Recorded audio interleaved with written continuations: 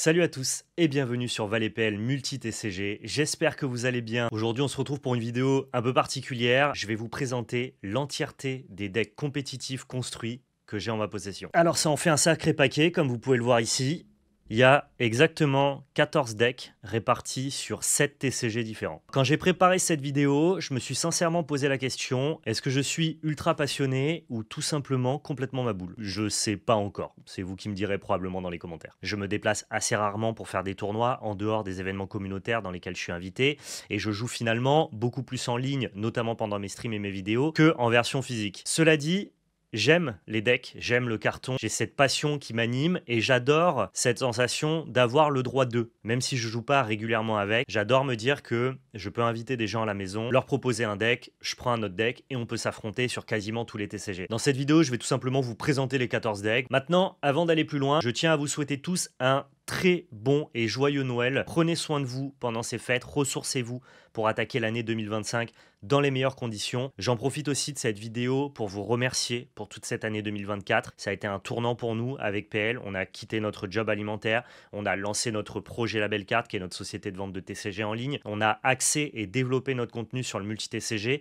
C'est beaucoup de choses d'un coup qui ont été compliquées à mettre en place pour nous, qui nous ont demandé de tenir un rythme infernal. Mais vous avez été là, vous avez été au rendez-vous, vous nous avez soutenus. Les podcasts fonctionnent très très bien et je voulais sincèrement vous dire merci pour tout ça. Évidemment, on vous prépare toujours plein de belles choses en 2025. Maintenant, place à ce qui vous intéresse le plus, le carton, tout simplement. Et on va commencer tranquillement par du petit deck Lorcana. Ici, on a le deck violet-gris, qui est mon deck préféré, hein, c'est mon association de couleurs préférée à Lorcana. Le fait d'avoir toute la value que peut proposer la couleur violette, tout en ayant le côté interactif du gris, c'est un deck qui malheureusement est rarement très bien coté dans le metagame, mais là il se trouve qu'avec le chapitre 6 il commence à avoir un peu d'intérêt, donc ouais, j'en suis vraiment très satisfait. Je vous propose ma propre liste ici. On commence avec les 4 Diablos. Forcément on a une armée de tour 1 pour pouvoir essayer de passer en dessous les decks bleu-rouge. Donc ici on a 15 drop 1 avec cette maléfique que je n'ai pas en foil, ça m'attriste presque. On a 2 profs ici pour se refaire la main, 2 Kaloun.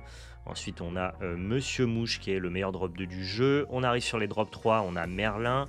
L'idée, c'est d'avoir vraiment que des bodies qui aient plus de 3 d'attaque pour éviter de prendre très cher sur 6 sous. Donc, on a la Rose Blanche, on a Lorenz, notre ami le Génie. Vraiment incroyable cette carte. C'est joli un deck Lorcana, hein. J'apprécie beaucoup la DA, le fait que les cartes foils soient pas si dures à récupérer. Ça permet vraiment d'avoir des beaux decks, d'après moi. Ici, on a les 4 Elsa qui sont devenus vraiment staple. Les 2 belles qui ont brillé au championnat d'Europe, forcément elles marchent bien avec Lorenz. Et puis ensuite là on a les spells, pas beaucoup de sorts, hein. C'est de moins en moins présent dans les decklists, notamment à cause de bleu-rouge, mais on a quand même 4 amis de l'au-delà. Je me suis pas résolu à les cutter. 3 allumer les mèches pour interagir et enfin le petit fracassé. Ok, deuxième deck Lorcana que j'ai en ma possession. Ici, j'ai bleu-jaune qui est monté. Il faut savoir qu'à Lorcana, je peux monter tous les decks du format. Forcément, je peux pas tous les monter au même moment parce que sinon, il y a des cartes qui se chevauchent. Donc, j'essaye d'avoir toujours 2 decks. Ici, j'ai monté le deck bleu-jaune qui est le deck que Itsu a ramené dans le tournoi qui voit s'affronter les joueurs américains contre les joueurs européens. C'est pas un très bon deck, mais c'est un deck que j'aime bien, qui joue plein de cartes cool, qui est assez fort sur le play, un peu nul sur la draw. Donc on commence avec une armée de drop 1, donc les Daisy, hein, classico. On a l'ami Kida qui va nous permettre de shifter sur la version légendaire. On a Nala parce que c'est le but de ce deck là, d'avoir des cartes avec beaucoup d'endurance pour pas subir contre les decks gris. La petite Lilo qui permet d'avoir de la résilience qui est vraiment très forte. Wendy Darling, moi j'ai un petit peu modifié la liste d'Itsu, il y a des cartes que je trouve vraiment cool. Drop 2, 3 d'endurance, killer pour 2, ça me paraissait vraiment pas mal, probablement mieux que le 1-2 ward pour 2. J'ai plus le nom de la carte. Ici on a Anna, qui est une très bonne carte dès lors que vous avez plein de héros. Ici on a les Tiana, c'est probablement la plus grosse déception du chapitre 6, mais probablement aussi le meilleur deck dans lequel la jouer, je pense. Ouais, c'est un bon l'horreur qui protège un peu ton board avec pas mal d'endurance. Ça fait le job. Alice, très bonne carte, je regrette de ne pas l'avoir acheté en foil. Ici on a des Wendy Darling. Les petites réponses, ça pareil, hein, j'ai pas récupéré ça en foil au début du jeu, je le regrette. Ici on a le manoir, l'ami Bmax en 2 exemplaires, et enfin les 4 Kida qui vont pouvoir shifter sur le drop 1 et protéger votre board quand vous allez partir à l'aventure. C'est le Val du montage qui interrompt votre programme. Je me suis rendu compte tout simplement que je vous avais pas demandé de laisser un pouce bleu, de partager dans l'espace commentaire et de vous abonner à la chaîne. C'est une vidéo qui m'a pris beaucoup de temps de tournage et de montage, et si vous pouviez la récompenser avec ces gestes simples, pour participer au référencement de la vidéo, ça me ferait extrêmement plaisir. Deuxième chose, rapidement, on a un concours sur notre Instagram, La Belle Carte Pro. Vous pouvez tenter de remporter des bundles qui contiennent chacun 27 boosters grâce à Wizard of the Coast qui nous a contacté pour vous offrir ce cadeau de Noël. Donc rejoignez-nous sur Instagram. Vous pouvez aussi passer sur mon Instagram personnel, Val_La Belle Carte. Sur ce Instagram-là, vous allez pouvoir retrouver du contenu dédié à la collection des TCG. Merci à tous, je vous laisse avec la suite. Allez, maintenant on va passer à Altered. On va se faire les 2 decks que j'ai en ma possession. J'adore ce TCG, je le trouve trop cool. J'ai les decks en physique pour pouvoir jouer avec ma compagne, mais c'est vrai que je joue beaucoup plus sur internet, notamment sur Board Game Arena ou sur Altered. Il est vraiment très cool en mode, je trouve side TCG quand j'ai envie de renouveler mes envies. Ça me fait toujours plaisir de lancer une petite game de Altered.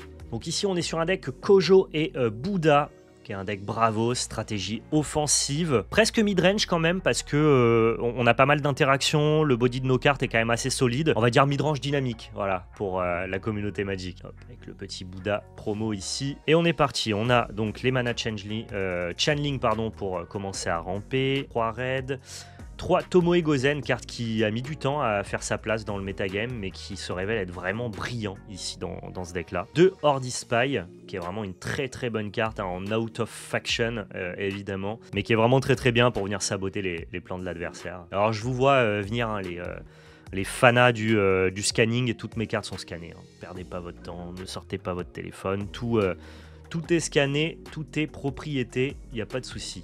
Mana Éruption, très bonne carte pour faire de la gestion. Le petit Axiome, récupérateur Axiome, c'est très très fort les drop 1 dans Altered, donc on est content d'en avoir. Le petit Djinn qui nous permet de ramper. Le Havre Bastion et la Sacrilège. Malheureusement dans cette vidéo, un deck n'est pas complet, c'est celui-ci, il me manque un 3e Havre Bastion Bravos. J'en suis désolé, j'espère que vous me pardonnerez pour cette infamie, hein, bien sûr. On a 3 puissants jeans. Ça me frustre un peu du côté d'Altered, c'est que je peux pas avoir les cartes en foil pour l'instant, du fait que les features digitales soient pas toutes mises en place. Du coup, pour l'instant, mes cartes brillent pas. Oh, j'ai les yeux qui saignent, tout simplement. Ici, on a deux Bravos Pathfinder. L'ami Haven Bouncer, très bonne carte encore une fois pour saboter. Hein. On a beaucoup de cartes de sabotage.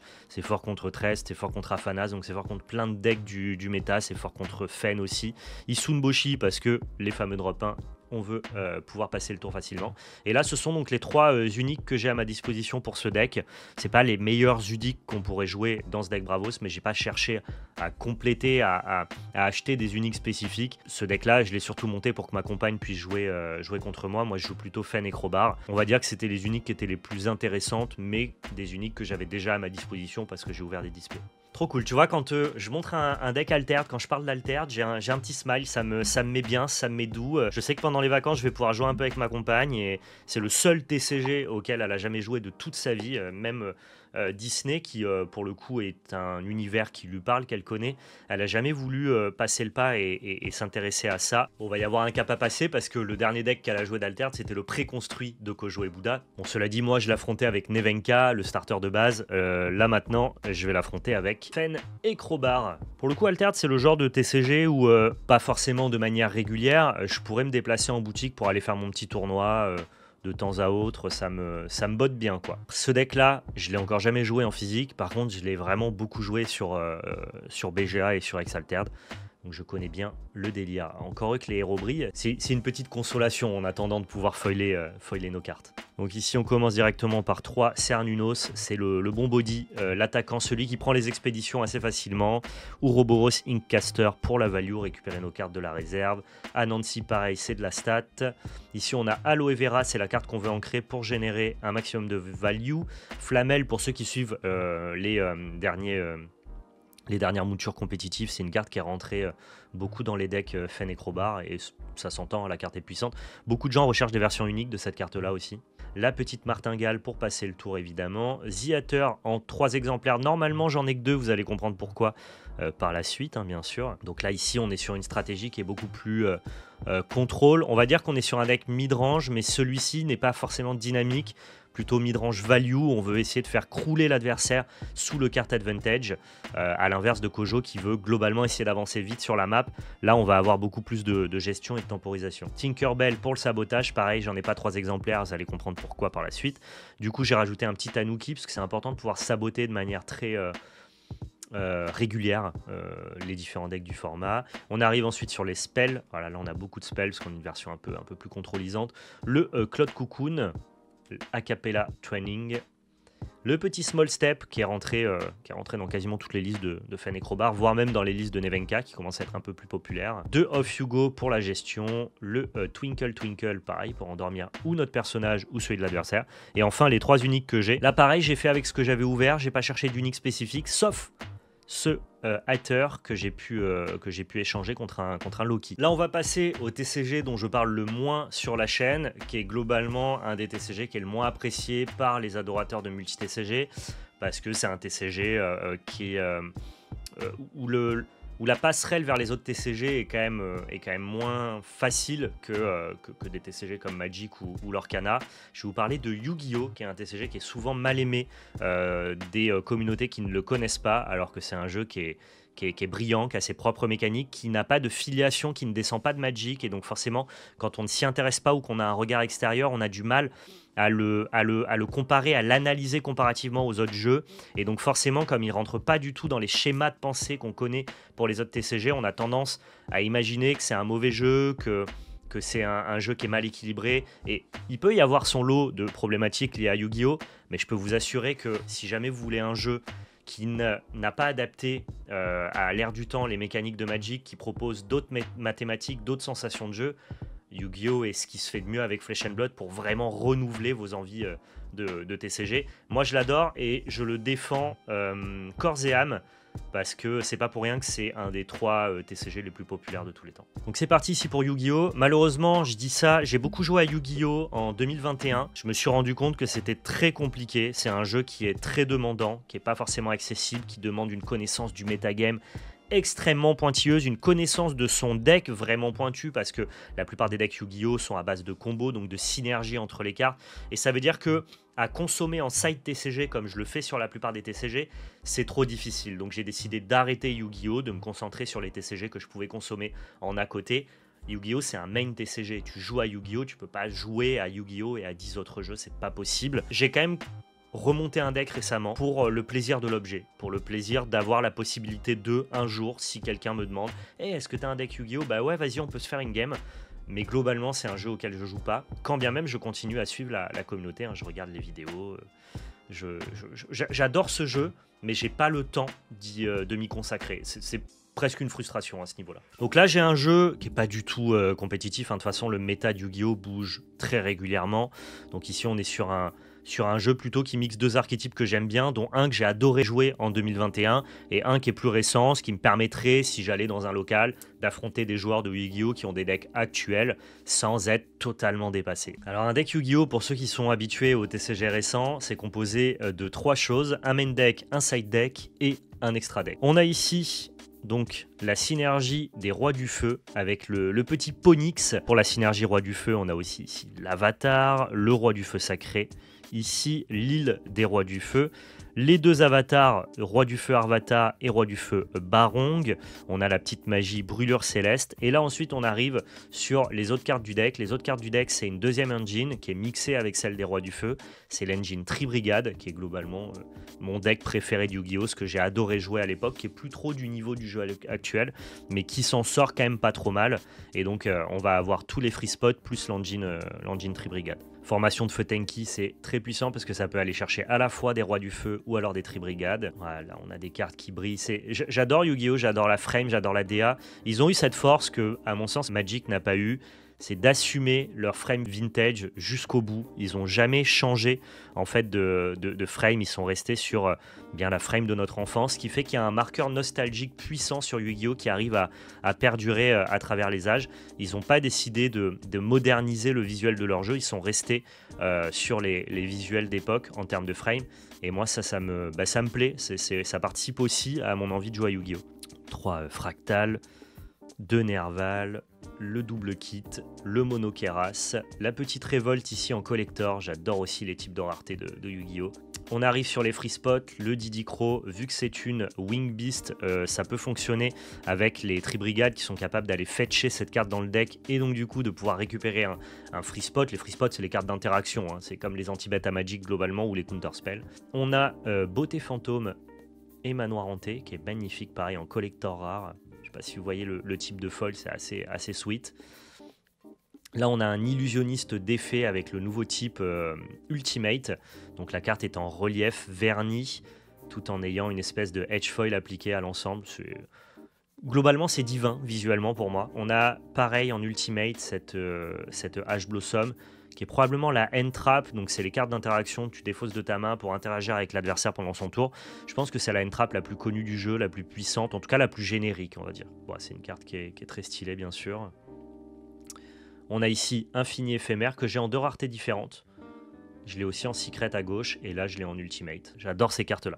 Tout le but de Yu-Gi-Oh! Pour ceux qui l'ignoreraient, c'est d'essayer d'assembler le plus de ressources sur le board pour faire venir des cartes de l'extra deck. L'extra deck, ce sont un ensemble de monstres qu'on va essayer d'invoquer grâce à nos cartes de notre main deck. Et donc c'est généralement une toolbox qui va nous permettre ou de prendre l'avantage dans la partie, ou alors de pouvoir remonter le board de l'adversaire. J'adore ce concept. En fait, je crois que j'adore le concept de Yu-Gi-Oh! Littéralement. Donc ici, on a le gros Garunix en Xyz. On a Ita, la charmeuse. On a ici Selene, la reine des maîtres magiciens, en version collector aussi, qui est très très jolie. On a l'ami Rougal, Tribrigade, de la carapace d'argent, qui sert notamment dans les combos. On a aussi des cartes en fait dans l'extra deck qui sont juste des étapes de combo pour invoquer des monstres plus puissants. C'est le cas notamment de Rougal. Ici on a la princesse prométhéenne, très jolie carte. L'ami Ancient Warrior, ça c'est une staple générique, c'est-à-dire que dès lors que ton deck est capable de l'invoquer facilement, tu le joues parce que c'est une carte d'interaction. Voilà. Quand il arrive, il bounce un personnage adverse, ça peut être assez fort. Ça pareil, c'est une carte d'étape qui permet d'aller sur d'autres combos. On a Dark, le Charmer, magnifique. Salamangrande, Almirage, j'adore ce petit lapin là, ce petit lapin cornu. Je sais pas exactement vous dire ce que c'est. Je trouve très joli. IP Mascarena, Tribrigade, Ferrigit, très bonne carte dans l'archétype évidemment Tribrigade. Hein. La petite Bearbroom qui va nous permettre d'aller chercher la révolte, qui est le piège emblématique des Tribrigades. L'Access Code Talker qui est le boss monster. Lui, tu l'invoques en fin de game pour gagner la partie, littéralement.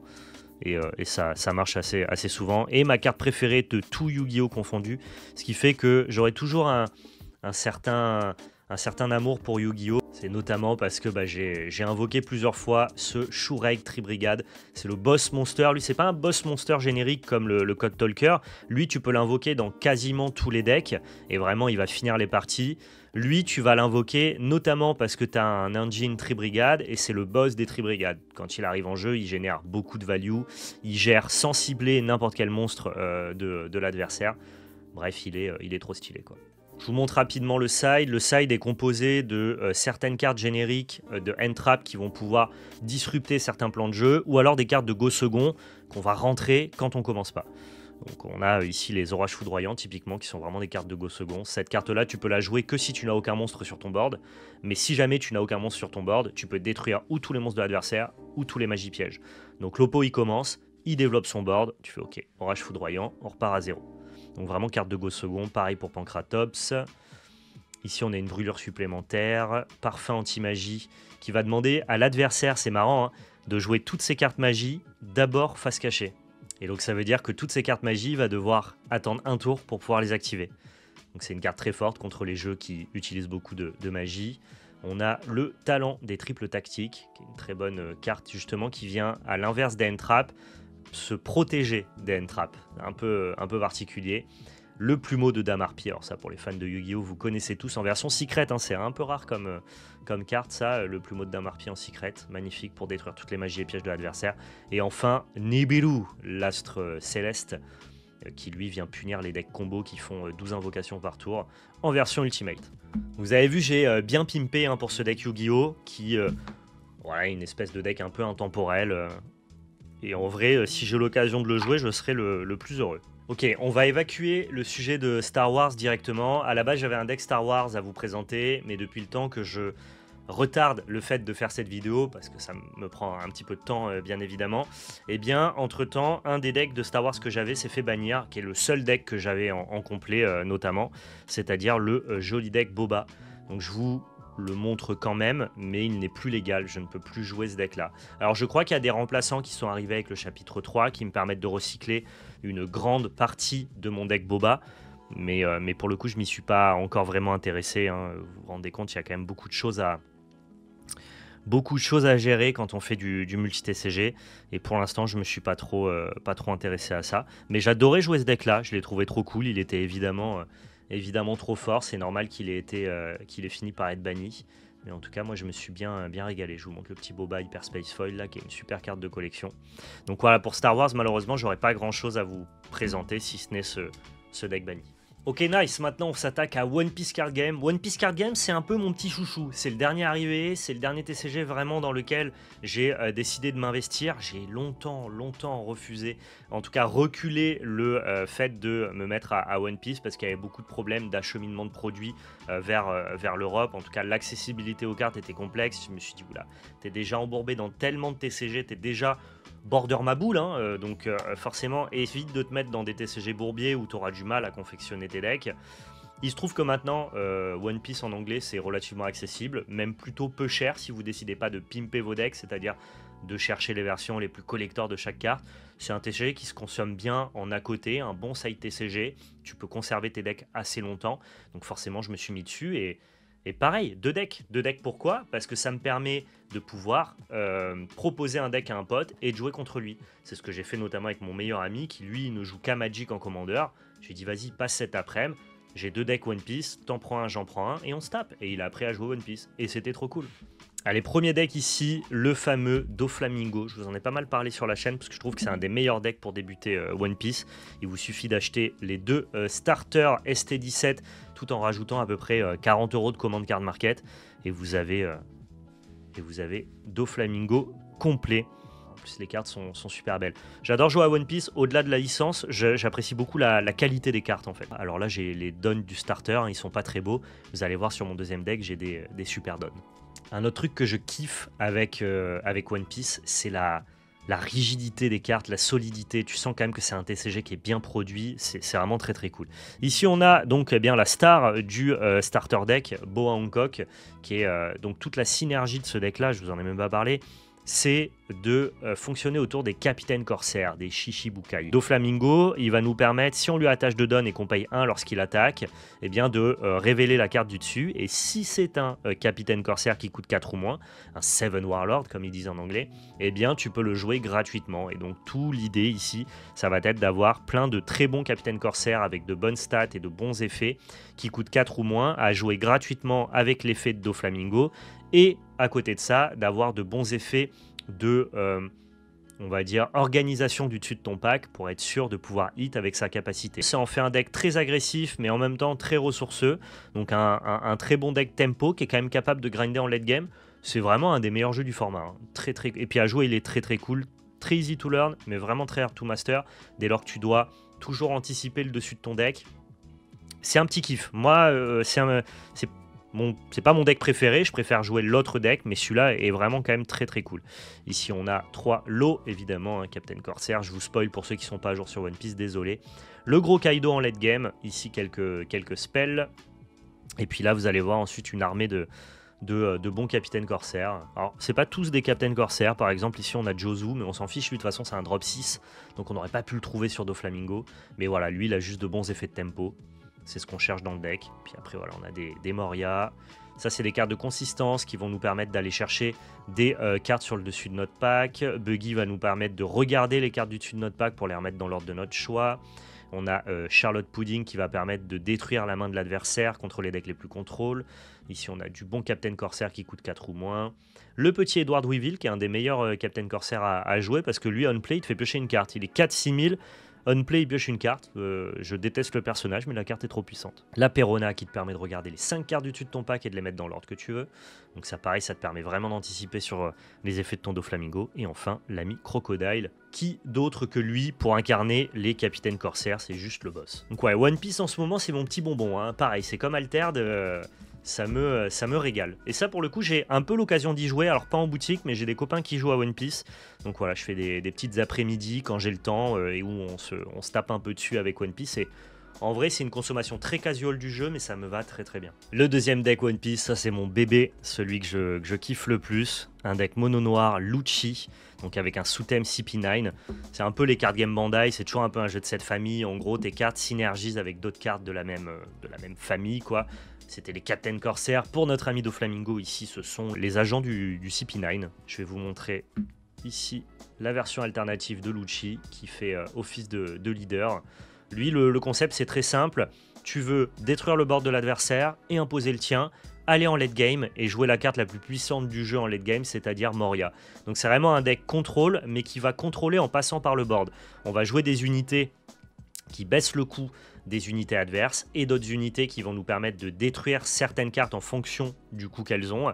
Et Lucci, lui, nous permet de remplir notre cimetière tout en baissant le coût des unités adverses, ce qui participe au plan de jeu de gestion de board. Donc voilà, on gère le board, on va en late game et on joue des gros pâtés. Pas facile à jouer, mais vraiment très cool. Au niveau des dons, bon bah là je me suis fait plaisir, j'ai pris les dons du premier set, que je trouve vraiment magnifiques.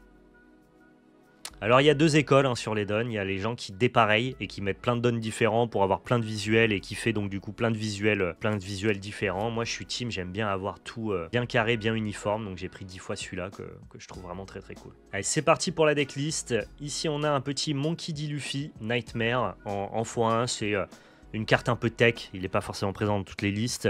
On a Ina qu'on a très envie d'avoir dans le cimetière, qu'on va réanimer notamment dans la boucle Moria. Je vous en parlerai plus tard quand on verra la carte. Ici on a Spandine qui est très intéressant aussi au cimetière. Donc c'est une carte qu'on va vraiment défausser rapidement. On va pouvoir counter avec sans trop se poser de questions. Et quand il est dans le cimetière, on va pouvoir faire des trucs assez brillants avec. Tsuru, c'est une counter 2000, donc c'est bien pour se défendre. Et ça permet de réduire le coût des personnages. On a Khalifa. Ici, Elmep, pareil, une des cartes qu'on a envie d'avoir dans le cimetière, à réanimer sous Moria. Notre ami Spandam pour la consistance du deck. Puis c'est un CP9 bien sûr. Wuzu qui est un CP9 aussi. Donc tu as vraiment un intérêt à l'avoir dans le deck. Et puis lui, il va pouvoir déboulonner un des personnages de l'adversaire. On a Ice Edge ici qui est une des meilleures staples génériques du jeu. Ça prend n'importe quel personnage du board de l'oppo et tu le mets -5 en coup. Ce qui fait que ça le rend vraiment très friable face aux interactions. J'adore cette carte, je la trouve magnifique. Je l'ai pris en version pimp parce que bah, j'adore les amiraux, j'adore Kuzan. Donc voilà, j'adorais cette carte-là, Ice Edge. Regardez-moi comme c'est beau. Ici, on a quand même un petit Fujitora. Faut savoir que dans les decks noirs, il y a quand même beaucoup de cartes de la marine. On a 2 Brook, 2 Kuzan, 3 Jack. Ça, pareil, c'est des staples génériques noirs. Dans la plupart des bons decks noirs, tu joues ces cartes-là parce qu'elles sont juste puissantes de base, sans même qu'elles aient besoin d'avoir synergisé avec le fait d'être des CP9. Et là, maintenant, pour la partie CP9, on a Rob Lucci, qui est celui qui fait le plus de dégâts sur les boards de l'adversaire quand on la setup. En fait, tout ce deck-là, il demande un certain setup. Il demande d'avoir certaines cartes dans le cimetière, certaines cartes dans la main, certaines cartes sur le board, pour pouvoir vraiment détruire le board de l'adversaire et générer beaucoup d'avantages. On a Rob Lucci, Rebecca qui est une des meilleures cartes noires du jeu, qui permet de réanimer des cartes. Donc c'est une carte très puissante à réanimer sur Moria. On a Sabo, là ça c'est une carte générique, on s'en fiche qu'il soit pas CP9, il est juste fort. Voilà. Si tu joues noir, tu veux ce Sabo là, il est broken. Et enfin Moria, 9000 pour 8, et lui il nous permet de réanimer plusieurs cartes de notre cimetière. Et en réanimant plusieurs cartes, on va pouvoir réanimer des cartes qui en réaniment d'autres, qui baissent le coût de certaines cartes. Into qui détruisent des cartes du board. Donc lui vraiment quand il touche le board dans ce deck là, c'est la folie. Et puis ensuite ici on a quelques actions qui nous permettent de piocher des cartes et de baisser le coût des personnages adverses. J'adore One Piece Card Game, c'est pas un jeu qui est si facile à jouer, il est très accessible, les règles sont très simples, mais pour bien jouer les decks, pour jouer compétitivement au jeu, notamment la gestion des dons, qui est une ressource qui est vraiment hyper importante dans le jeu, et ben c'est quand même un jeu qui te demande d'être très focus dessus. Donc j'adore faire des games casual, j'adore petit à petit apprendre à jouer mes decks, mais il faut se rendre compte que pour aller faire tes premiers tournois, faut quelques games quand même, faut un peu de volume. C'est un jeu qui est faussement simple, les règles sont très basiques, mais par contre c'est assez compliqué de très bien jouer et de faire peu d'erreurs. Alors pour Flesh and Blood, comme vous le voyez, c'est vraiment un jeu que j'aime énormément. C'est pour ça que j'ai 4 decks différents pour Flesh and Blood. L'avantage qu'a ce jeu, il faut s'en rendre compte, pourquoi j'ai 4 decks? parce que le jeu est extrêmement permissif dans le sens où quand vous investissez sur un deck, vous allez pouvoir le jouer super longtemps. Parce qu'en fait, vous avez des cartes de classe, des cartes génériques. Quand un des héros, par exemple, est banni ou alors a atteint son quota de Living Legend et qui finit par être banni par les règles, bah c'est pas grave en fait. Si ton héros était un gardien, tu vas juste prendre un autre héros gardien et recycler les cartes de ton deck vers un autre deck. Ce qui fait que Flesh and Blood est vraiment à l'abri de la rotation trop rapide du jeu. Et globalement, la plupart des decks que j'ai pu monter là, à moins que ce soit des decks récents, c'est des decks que j'ai depuis des mois, voire des années. Et c'est ça qui est trop bien avec Flesh and Blood, c'est que à consommer en tant que side TCG, même si le jeu est difficile compétitivement parlant, juste à consommer en TCG de côté, il est trop cool. C'est un TCG qui sait prendre son temps et faire les choses bien. C'est pour ça que c'est voilà, c'est mon préf. Si tu omets Magic, qui a ce statut culte, qui est intouchable, qui est le père de tous les TCG, si on parle des TCG émergents, pour moi, Flesh and Blood, c'est le sommet. Alors j'ai 3 decks classiques construits et un deck Blitz. Blitz, c'est le format auquel je joue le moins, mais j'en ai quand même un au cas où. Voilà, s'il se trouve qu'un jour quelqu'un veut m'affronter avec un deck Blitz, j'ai un deck Blitz à disposition, mais je préfère jouer en classique construit, d'où le fait que j'ai 3 decks de classique construit. On va commencer par le deck Blitz. Pour le deck Blitz, je me suis fait plaisir. J'ai pris un héros que j'adorais avec des cartes que je trouve visuellement trop cool. Je sais même pas si le deck est fort dans le méta, je m'intéresse très peu à la méta du Blitz. Juste, ça me permettait de recycler quelques cartes que j'appréciais beaucoup à l'époque en classique construit. Donc voilà, j'ai un deck Prism Advent of Throne. Alors, regardez d'ailleurs ce héros promotionnel en cold foil, une de mes cartes préférées de Flesh and Blood, illustrée par la grande Livia Prima. J'adore les visuels de Prism, ces illusionnistes light là, ça me régale. Donc on a les petits tokens dont on va avoir besoin, les Spectral Shield. On va avoir notre stuff, ça c'est comme ça que ça fonctionne à Flesh and Blood. T'as ton héros, ton stuff, donc le Null Rune, le Dreamweaver, le Wave of Reality, Halo Illumination, Luminaris qui est l'arme de notre héros. Magnifique en version foil. Et enfin, les équipements de corps, Empyrean Rapture et les fantasmales Footstep. Regardez-moi ce foil sélectif. J'adore tout dans Flesh and Blood en fait. J'aime tout. C'est vraiment... si tu enlèves Magic de l'équation qui voilà, est la base de tout, vraiment je trouve que Flesh and Blood c'est au-dessus. On joue pas mal d'Herald qui sont des cartes qui sont surstatées mais qui vont être faibles face aux adversaires qui peuvent défendre avec des gros stats d'attaque parce que les cartes ont fantasme. Donc voilà, il y a des match-ups qui sont très bons, d'autres qui sont très difficiles. Bon, ça fait une paye que j'ai pas joué ce deck là. Mais voilà, si vous regardez les stats d'attaque, tout est à peu près overstaté. Je passe un peu rapidement. On a ici Soul Shield, une des meilleures cartes de défense du jeu. J'ai quelques Herald promotionnels, ils sont très jolis. Quelques auras évidemment, quand tu joues illusionniste tu as des auras. Et là on a les figmentes. Les figmentes qui sont un peu la base de ce jeu, de ce héros là. Ce sont des cartes qu'on va aller chercher dans notre deck pour les jouer spécifiquement et qui peuvent se transformer pour se retourner. J'ai des versions Marvel, donc voilà, c'est des cartes que je trouve exceptionnelles. Je peux vous montrer à quoi ça ressemble. En gros, un Figment Marvel, quand tu vas le fetcher et que tu le retournes sous certaines conditions, eh bien ça se transforme en un énorme ange attaquant. Et je vous laisse... admirer. Je ne sais pas si vous connaissez un TCG qui fait autant d'efforts sur le type de foil. C'est grandiose, je trouve. Allez, pour le plaisir des yeux, je vous montre tous les figments que j'ai en ma possession. Le meilleur figment, le Figment of Erudition. Alors, il y en a plein. Là, moi, je vous ai montré seulement ceux qui sont joués dans le deck, bien sûr. Mais ils ont tous une version Marvel Collector. Ok, là on arrive sur le deck de classique construit le plus récent, celui que j'ai acquis notamment avec la sortie de Rosetta, qui est la dernière extension de Flesh and Blood, le deck Aurora, une stratégie très offensive, très agressive. Donc là pareil, on va commencer par le héros, je l'ai en version Marvel, c'est juste magnifique, Aurora, l'étoile filante. Donc vous avez la version full art Odo qui est quand même dingue. On a ici ce qu'on appelle les tokens, donc j'ai besoin d'un Abandonment of Lightning, parce que c'est un token qui est créé par mon héros littéralement, et des runes chantes. Ici on est directement sur le stuff avec la carte iconique du jeu.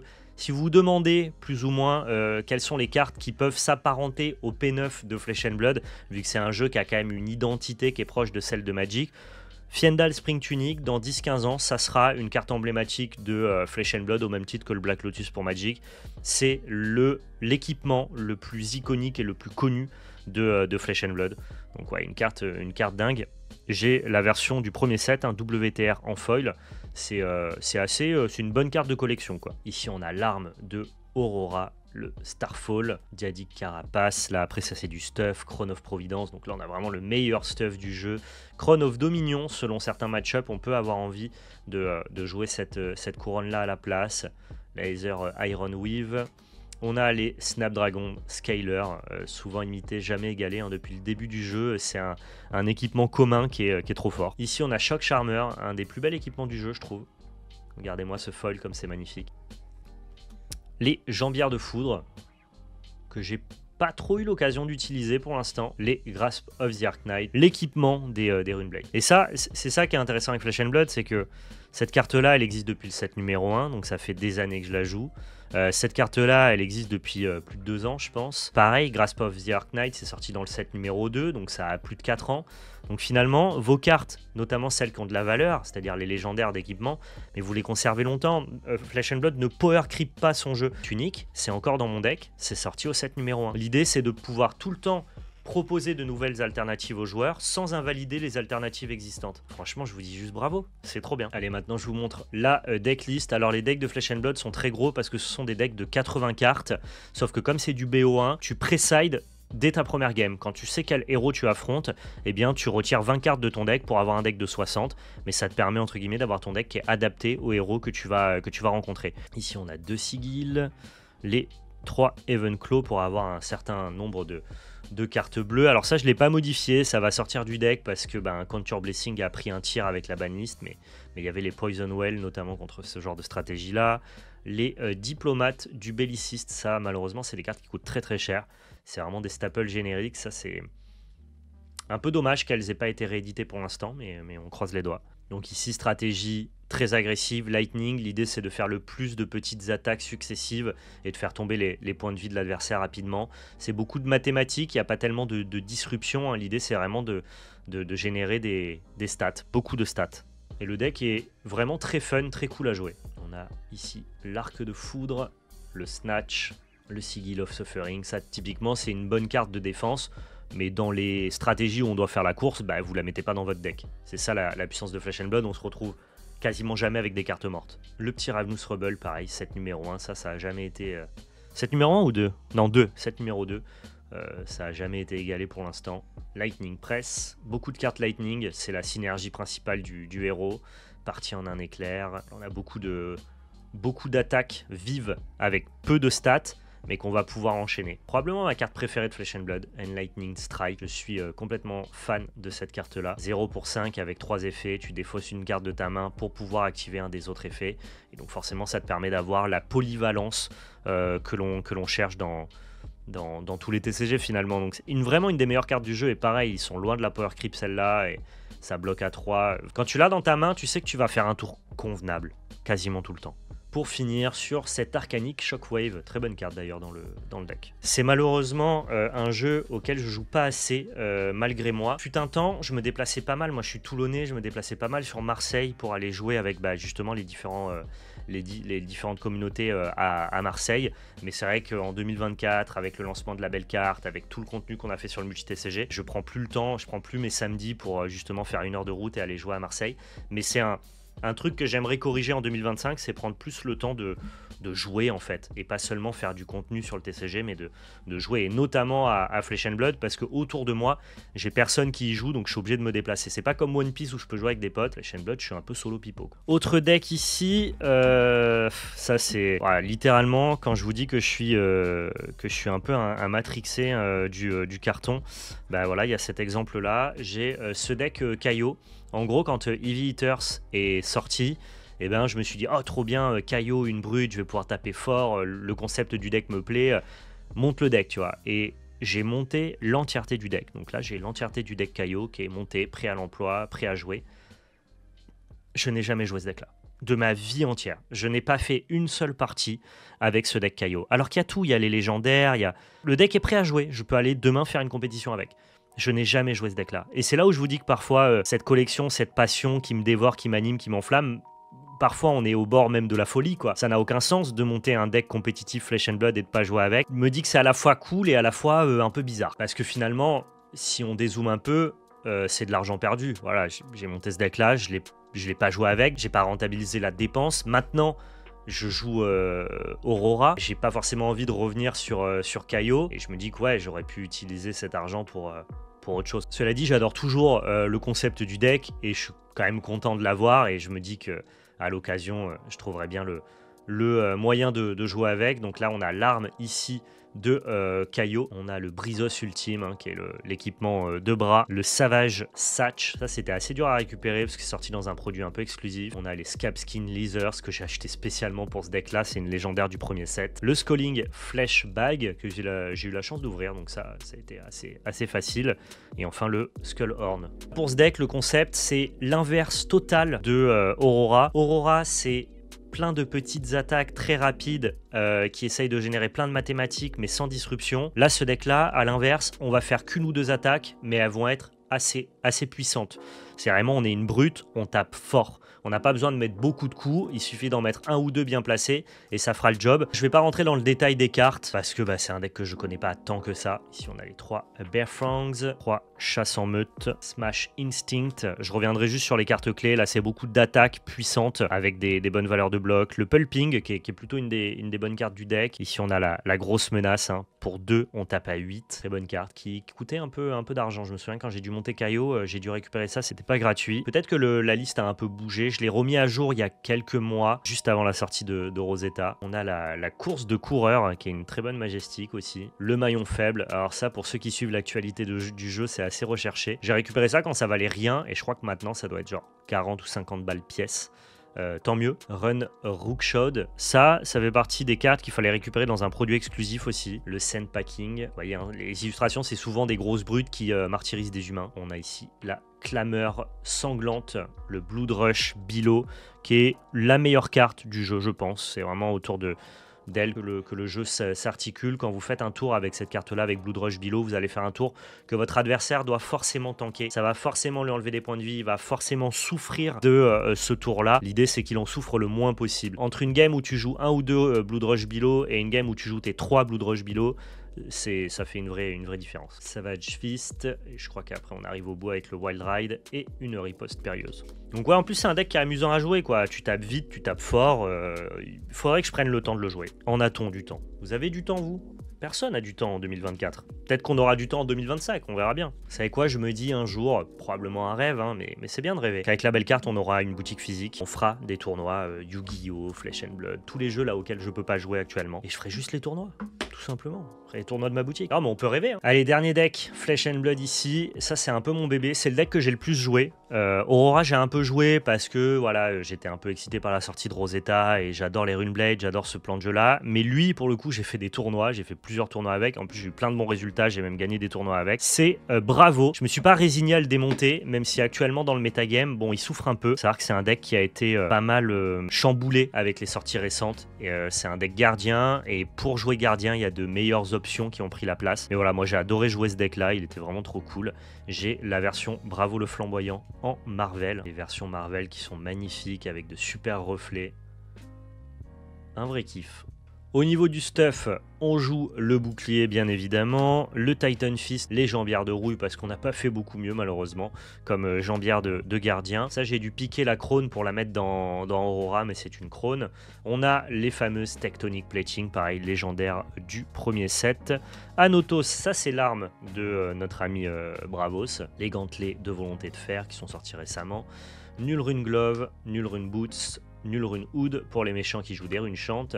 Et ça après ce sont les différents tokens dont on peut avoir besoin. On est dans un gameplay qui est totalement différent de tous les autres decks que je vous ai présentés dans Flesh and Blood. C'est ça qui est cool aussi, j'ai 3 decks classiques construits à Flesh and Blood. J'ai un deck qui attaque avec plein de petites attaques, j'ai un deck qui attaque avec des énormes attaques bien tôles, et j'ai un deck qui n'attaque pas. Voilà, bravo. Alors c'est pas vrai, il va attaquer mais notamment à son second cycle. L'idée c'est vraiment d'épuiser l'adversaire, de tanker, de tanker, de tanker, de tanker, de bloquer, de tanker au maximum. Et quand l'adversaire il a plus que des cartes un peu pourries dans son deck parce qu'il a envoyé toutes ses cartes rouges puissantes et que vous avez réussi à survivre en bloquant comme un boss, hein, comme Bravo, et bien à la fin vous allez pouvoir envoyer vos énormes cartes dans sa gueule et le détruire. J'ai beaucoup gagné avec ce deck là quand c'était fort. Au niveau du deck, 3 Command and Conquer, staple du jeu hein, évidemment, 2 affaiblissements, 5. Je l'ai quand même mis un peu à jour hein, parce qu'il est à jour avec les cartes de Heavy Hitter, c'est juste que malheureusement c'est Victor qui est un autre gardien qui a pris la place avec la sortie d'Heavy Hitter. J'avais mis à jour Bravo si vous voulez, mais mais j'ai pas switché de gardien dans le metagame. Le désarmement, Cranial Crush. Donc là, on a beaucoup de cartes avec des énormes valeurs d'attaque, mais qui coûtent très cher en pitch, mais par contre qui bloquent tout le temps très bien. Donc l'idée, c'est de tout le temps bloquer. Quand l'adversaire fait un mauvais tour ou un tour que vous pouvez encaisser, bah dans ce cas-là, toi, tu vas pitcher beaucoup de bleus pour jouer tes cartes puissantes qui en plus ont des effets de disruption.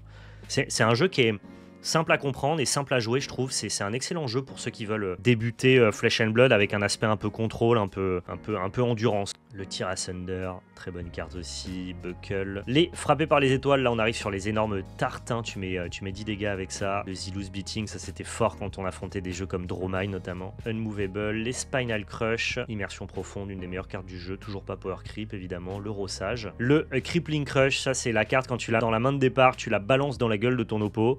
Et sinon, bah, dans ce cas-là, tu vas juste la pitcher. Tu défends pas avec, tu la pitches pour qu'elle revienne plus tard au second cycle et qu'elle détruise définitivement ton oppo. On continue avec les Unmovable bleus. J'adorais jouer ce deck là, je suis deck qui soit plus très puissant dans le metagame. Après encore une fois, quand vous êtes un très bon joueur de Flesh and Blood, vous pouvez vous en sortir avec un peu n'importe quel deck. Il doit y avoir des méta qui lui seront plus propices. Alors, vous voyez à côté de moi, je suis en train de faire une tour qui est en train de monter. J'ai empilé tous les decks les uns au-dessus des autres. J'espère que ça va pas tomber. Je pense que ça devrait arriver là. C'est marrant, je pourrais le mettre dans le titre. J'ai à peu près genre 1,50 m de deck. Et on a gardé le meilleur pour la fin. On arrive sur le gros morceau ici. Mes decks Magic. Donc j'ai un deck de moderne et un deck de Commander multi. Magic, voilà, c'est celui qui m'a fait aimer le TCG. Celui qui fait que je suis devant vous aujourd'hui. Et celui avec lequel on s'est lancé dans la création de contenu avec la chaîne Magic. Tenez à garder ces deux derniers decks pour la fin. Ici, on va s'intéresser au deck moderne. C'est un format qui me va très bien dans ma consommation de TCG. Vous l'avez compris, j'ai besoin de TCG qui rotationnent peu, dans lesquels je peux conserver un deck relativement longtemps.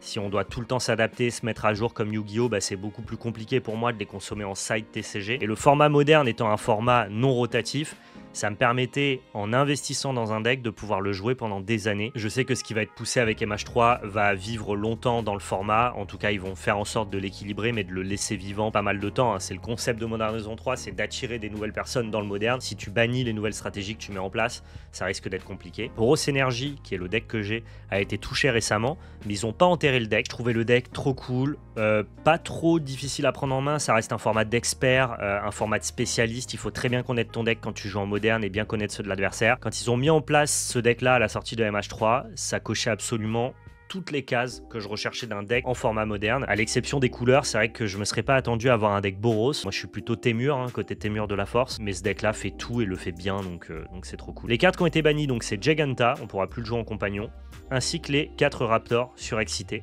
Ça tombe bien, ce deck là il date du Proto Amsterdam, donc il n'y avait pas encore de One Ring dans mon deck, ce qui fait que je n'ai pas subi le ban de One Ring. J'aurais juste à rajouter des Oslo pour me mettre à jour. Comme je sais que je vais pouvoir garder le deck longtemps, je suis beaucoup plus enclin à le pimper. Là, vous allez voir que ça brille. Donc on a 4 flash, toi t'as eu chaud mon pote à la banlist. On a des prisons statiques, les 4 Guild of Soul, les Adjani en version full art foil, le All Frame Foil. Dès que je peux avoir du All Frame Foil, moi ça part en All Frame Foil. Hein. Comme je vous le disais pour Yu-Gi-Oh, ce respect de la frame vintage, cette nostalgie que ça m'apporte et le fait que Magic y revienne et le remette un petit peu en place. Moi, si j'avais été Magic, j'aurais jamais changé cette identité-là. Je serais resté sur la frame initiale. La nouvelle frame est très belle, attention, hein, c'est juste que j'ai une préférence pour l'ancienne. Les 4 Ragavan, j'ai passé une bonne partie de mes pauses du cast du Pro Tour Amsterdam à aller chercher les Ragavan les moins chers dans les boutiques de la Magic Con. Spoiler, ils étaient tous chers. Alors, Amulette, c'est plus du tout du niveau du deck. Ça, faudra que je le change, faudra que je rajoute des Goblin Bombardement. Là, je vous montre le deck tel qu'il était quand je l'ai monté la première fois. On a les Foudres, version promo Grand Prix, je crois. Pape du Brise Miroir. Et là, j'ai les 4 fonderies sacrées que j'ai pas encore pimpé. Il faudrait que je prenne les All Frame Foil, mais c'est un peu coûteux. Comme j'avais les 4 fonderies, je me suis dit que je les upgraderais plus tard. Et j'ai très envie là. Maintenant que One Ring est parti, que je sais que le deck est un peu safe parce qu'on avait tous peur avec la dernière banlist, j'ai très envie d'essayer de jouer en moderne. Là, j'ai les 2 arènes de gloire, les 4 plaines marécageuses en version All Frame, c'est le kiff. Pareil pour les Mesa Arides. On a ensuite le petit salon élégant, les plus beaux terrains du monde, les All Frame Foil d'invasion. Pas de débat, regardez-moi ces plaines. C'est littéralement la plaine de Gladiator. Un des meilleurs films, évidemment. Les centres d'éther en version promo. Et le petit token, Cat Warrior. C'est le token qui va avec Adjani.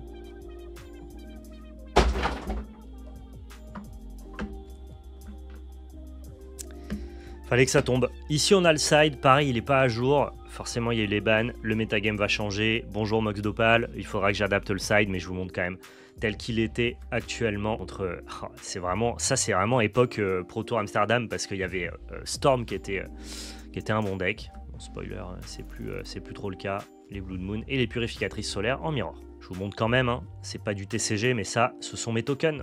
Donc voilà, quand j'ai besoin de... par exemple, d'avoir un chat côté Adjani, parfois, plutôt que de mettre le Nakalt, je m'envoie un petit Gotenks et ça me régale. Et là, j'ai gardé vraiment le dernier pour la fin. Ce deck-là, je pense que c'est celui qui caractérise le plus ma passion, ma vision des TCG. Ce que j'aime, en fait, lié à la fois le côté gameplay, tout en mettant l'accent sur la collection. C'est mon deck de Commander Multi. C'est un deck que j'ai monté, même si je suis pas très friand de ce format-là, pour pouvoir affronter la communauté quand je suis en déplacement. Ça m'est arrivé plusieurs fois d'avoir l'occasion, notamment dans des zones de Commander Multi, sur des événements comme le Relic Fest, de pouvoir jouer avec des gens qui regardent mon contenu. Et la plupart du temps, c'est très convivial de jouer en Commander Multi. J'ai mis plus de 8 mois, je crois, à le monter. Et c'est vrai que quand je le regarde, il y a vraiment ce mix ultime pour moi entre le gameplay, la nostalgie, l'amour du beau carton, la collection. C'est un concentré de tout ce que j'aime dans le TCG. Donc on va commencer par les tokens. Donc ça, toujours, hein, vous connaissez mon amour pour les cartes vintage Dragon Ball. On a ensuite les tokens nourriture et le token trésor, qui sont donc les tokens qu'on a développés avec PL en collaboration avec Posca. On a le token trésor de Bandit. Le vrai trésor, c'est toi,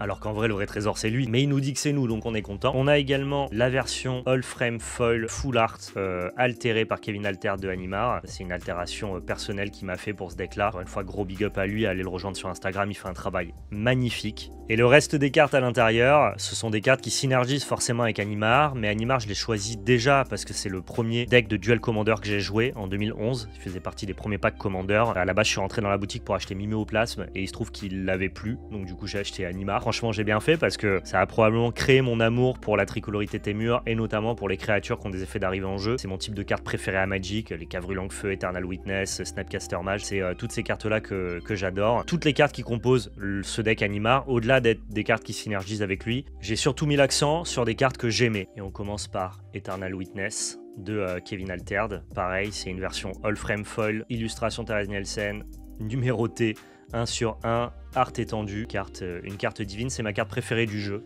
C'est Pell qui me l'a offert pour mon anniversaire. Lawan, Impératrice Céphalide, ça typiquement, on n'en a rien à foutre de jouer ça dans Animar, mais c'est une de mes cartes préférées de Magic parce que c'est une carte d'époque, du bloc Odyssée, et moi je suis fan de ces époques-là, c'est du All Frame Foil.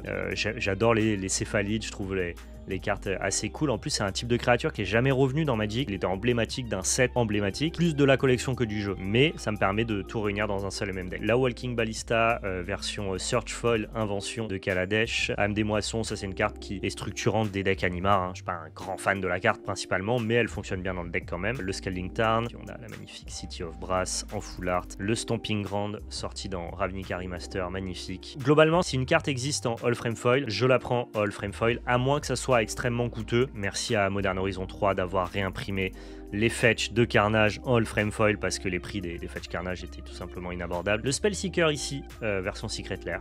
Le Recruteur Impérial en version Full Art. La Fondrière Sanguinolente. On dirait vraiment des slivoïdes dessus sur l'illustration. Je trouve assez cool. Cyclonic Rift. Cette magnifique île Invasion. Quel kiff.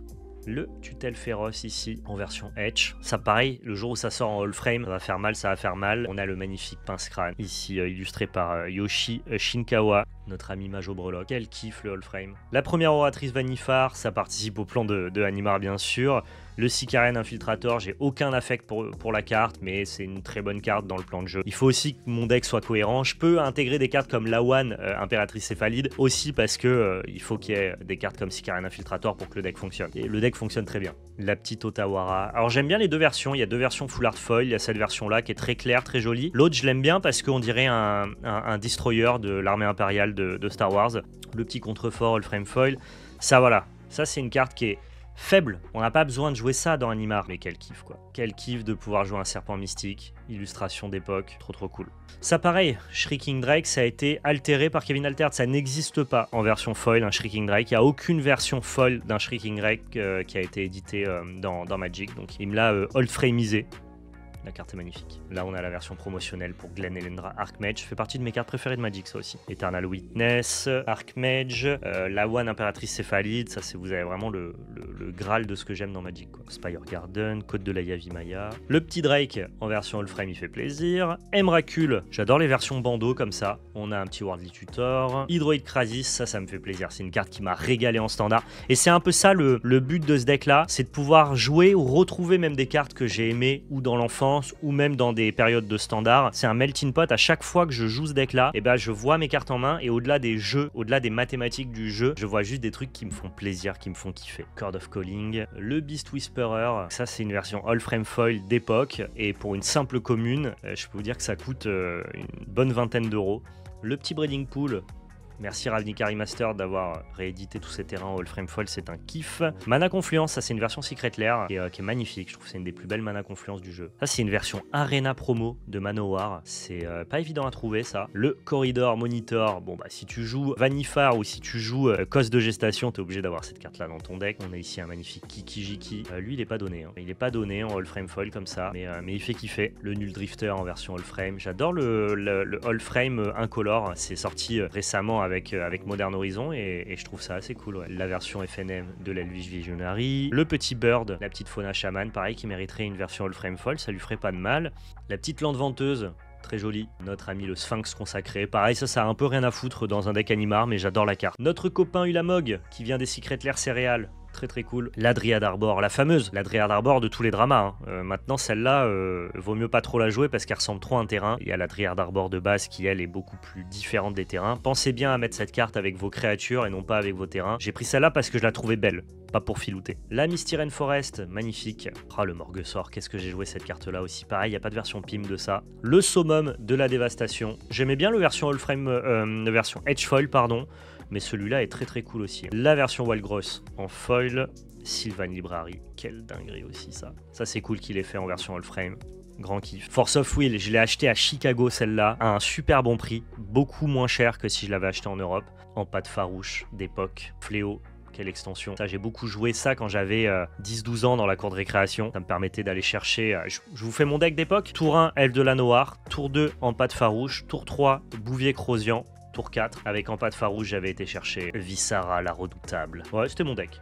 C'était un deck fort pour la cour de récréation. Le petit Ancestral Statue, combo avec Animar. Les gens détestent cette carte, à raison, c'est normal. J'aime beaucoup l'effet de foil un peu sélectif, un peu brillant sur c'est quoi? C'est un Spilodon, je crois. Ouais, sur le Spilodon. Hop, les petites grèves inondées, le petit Steam Vance, le petit Vagabond dépensé, une de mes cartes préférées de Magic aussi. Utopia Sprawl, version Secret Lair, qui est très belle. Le Wood Elf, en version promo 1997. Green Sun Zenith qui a vu sa cote exploser avec le déban en moderne. Le Boseiju en full art. Le petit Elvish Mystique, lui je peux vous dire qu'en All Frame Foil il est pas donné pour une simple commune. Il est pas donné du tout, je crois que c'est une quarantaine d'euros de mémoire. Pour un Elf Mystique ça fait mal. Et bon, il faut ce qu'il faut. Ce deck là le mérite. La petite Bursting Pod, ça pareil je déplore, il n'y a pas de version ni Edge Foil ni All Frame Foil. On a pris la version Pimp Secret Lair. Une deuxième île, cette fois-ci on en a pris une autre, hein. On a varié les plaisirs. Le magnifique Venser, Shaper Savant. Ça pareil, ça a rien à foutre dans Animar, mais c'est une de mes cartes préférées de Magic. Je trouve que cette carte est capable de tout faire, c'est une carte un peu filou, elle est brillante en fait. J'adore cette carte là. Les petits conscrits zélés, un magnifique Painter Servant en All Frame Foil, et enfin on finit avec la plus belle forêt du jeu, la forêt de John Avon. Alors c'est pas tout à fait fini, j'ai voulu quand même pouvoir jouer avec n'importe qui et donc m'adapter à toutes les tables et à tous les niveaux de jeu. Là je vous ai montré la version avec des cartes de combo, des staples génériques comme des failles cycloniques, des tutelles féroces et des Force of Will, mais je suis capable d'adapter le niveau du deck pour pouvoir m'asseoir à toutes les tables et jouer avec n'importe qui. J'ai 10 cartes de rechange que j'ai appelé 10 cartes de side qui ne me servent pas à m'adapter aux différents plans de jeu de la table, mais plutôt de m'adapter aux différents levels. Et donc je vais pouvoir sortir au choix les combos, ou alors les staples génériques, ou alors même les combos et les staples génériques. Ces cartes-là d'adaptation, elles sont ici. Quand je vais sortir les combos, pour pouvoir gagner, je vais rentrer des cartes de late game, donc je vais essayer juste de caster des Eldrazi. Donc on a Kozilek ici, et Vagabond du Maelstrom. Je vais rentrer quelques cartes si jamais j'enlève les staples génériques, qui sont des bonnes créatures, histoire de combler les trous. Cavru Longue-Feu, qui est une bonne carte d'interaction. L'ancien Nimumore, pareil, quand j'ai plus trop de kills parce que je joue plus les combos, ça c'est une carte qui peut faire des dégâts. Counter Spell quand j'enlève Tutelle Féroce et Force of Will, j'ai quand même envie de pouvoir dire non à un adversaire qui ferait des bêtises. Alors lui, il est dans le side, mais il a juste été banni. Il faut juste que je l'enlève du deck. Sinon, il était dans le deck principal, vous vous doutez bien. Et enfin, Enchantress Sauvage pour avoir un tour 1 supplémentaire. Eh ben, ça m'aura pris plus de 2 heures pour vous tourner tout ça, pour vous présenter tous ces decks. Je pense que je vais réussir à faire un peu plus court avec le montage. Merci à tous ceux qui vont regarder cette vidéo. Merci à tous ceux qui nous ont soutenus sur l'année 2024. Passez d'excellentes fêtes de Noël. On se retrouve en 2025 avec toujours plus d'idées, de projets, d'énergie et d'envie. Prenez soin de vous et surtout n'oubliez pas, c'était de la belle magie. Ciao tout le monde.